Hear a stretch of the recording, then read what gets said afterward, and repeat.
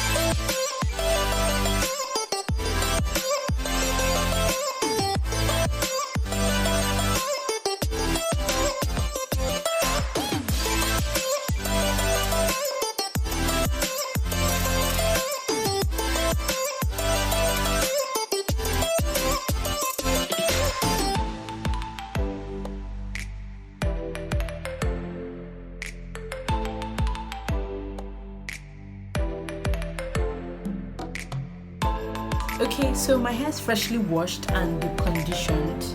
So as you can see, it's soft, it's manageable, it's easy. I can proceed to style it anyhow I want. So that's it. Thank you very much for watching. If you haven't subscribed already, click the red button below and subscribe. Bye.